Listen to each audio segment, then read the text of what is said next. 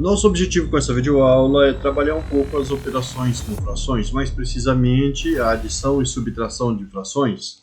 Neste contexto, nós temos um terreno que tem sua quarta parte ocupada com um milharal.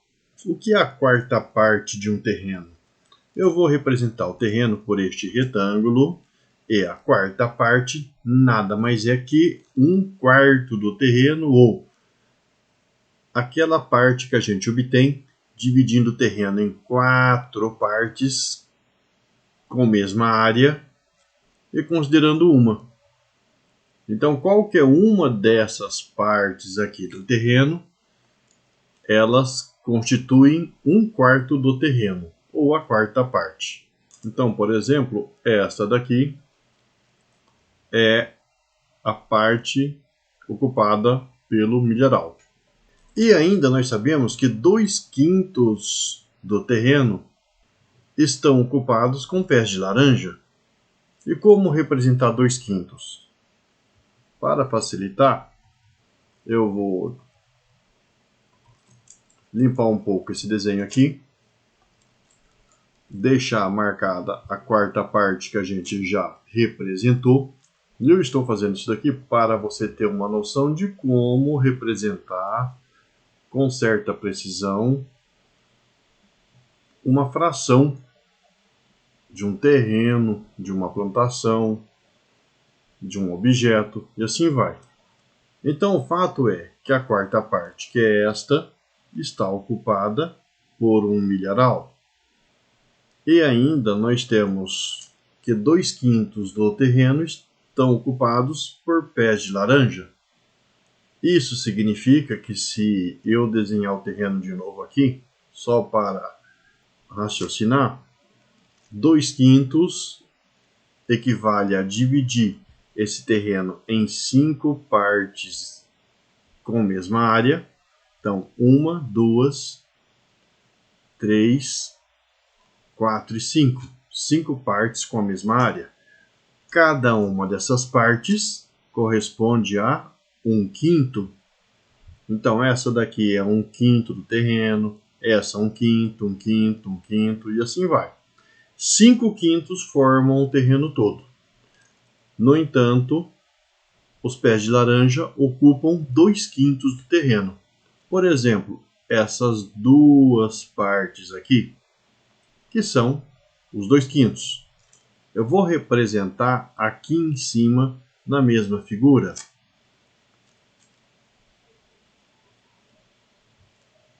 Então, no nosso caso, eis aqui os 2/5 que estão ocupados pelos pés de laranja.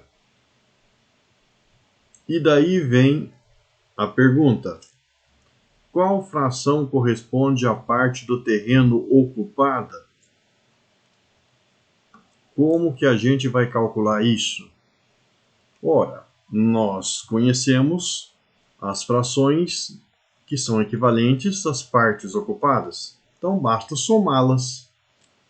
Para responder o item A, a gente vai ter que calcular 1/4 mais 2/5.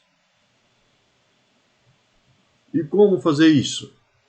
Se os denominadores fossem iguais, nós teríamos uma situação bem interessante para calcular a soma, ou para executar a operação de adição, ou até mesmo subtração, se tiver subtração aqui.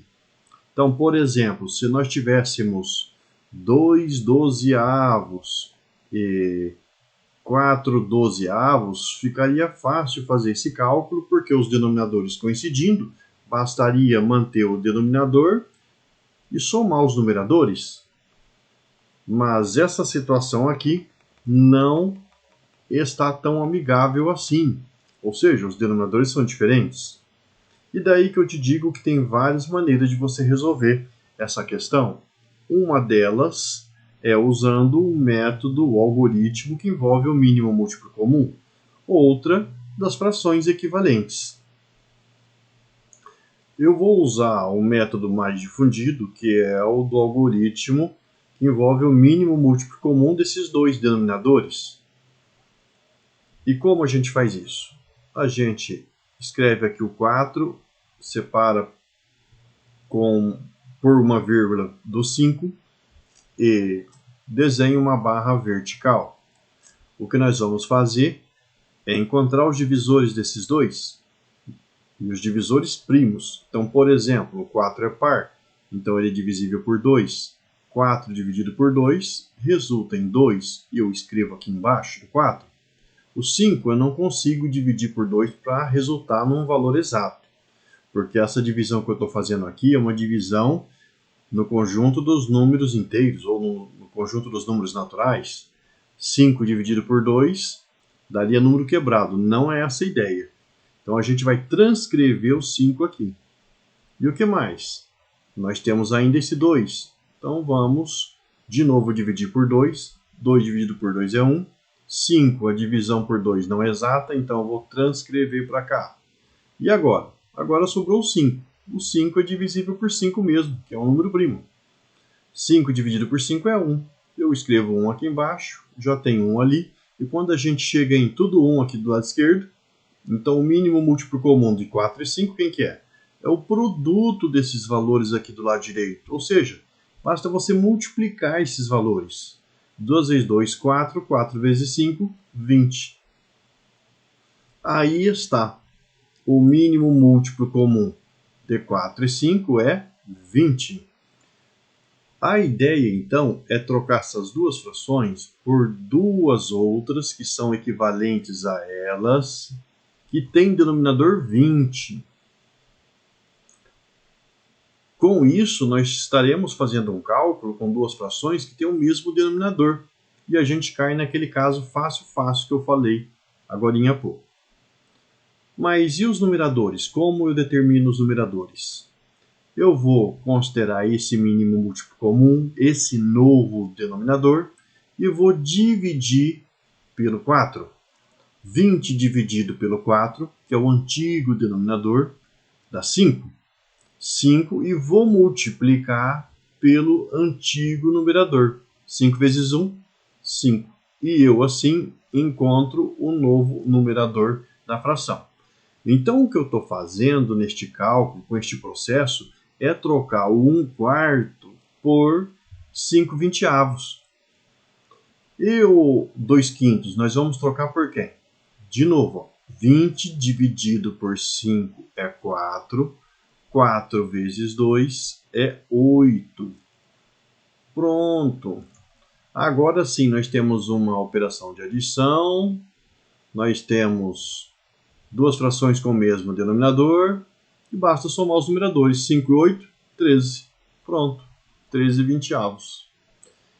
Essa daqui é a fração que corresponde à soma dessas duas, ou seja, a área do terreno que foi plantada com milharal e com os pés de laranja. No item B, é perguntada qual a fração que corresponde à parte não plantada, que é essa. Para calcular isso, nós temos que lembrar que o terreno todo é representado por um inteiro. Então, sempre que você tiver um objeto todo, um terreno todo, uma produção toda, uma quantidade toda de alguma coisa, ela é representada por um inteiro. E, no caso, essa parte que não foi plantada é o terreno todo, que é um inteiro, menos essas duas, que é 13 vinteavos. Então a gente vai fazer 1 menos 13 vinteavos. E agora, como realizar esse cálculo? Se você quiser, pode fazer aqui o mínimo múltiplo comum de 21 e aquele processo todo. Mas não precisa. Pense assim, para representar o 1 com o denominador 20, basta eu considerar 20 vinteavos. 20 vinteavos é um inteiro. É uma das maneiras de escrever o 1. E aqui eu estou usando justamente 20 vinteavos porque eu vou usar esse denominador aqui, para ficar mais fácil fazer o cálculo. Então, o 1 eu troquei por 20 vinteavos. Agora, esse 13 vinteavos, basta transcrever. E agora, como é que faz? Os denominadores são iguais, então a gente mantém o denominador. e subtrai os numeradores. 20 menos 13, que é 7. Então, 7/20 do terreno não estão plantados. E 13/20 do terreno estão plantados. Agora, faça a sua parte aí, contribua com o Triplo X. Curta, comente, compartilhe, colabore para espalhar esse conhecimento. Te espero na próxima aula. Até lá!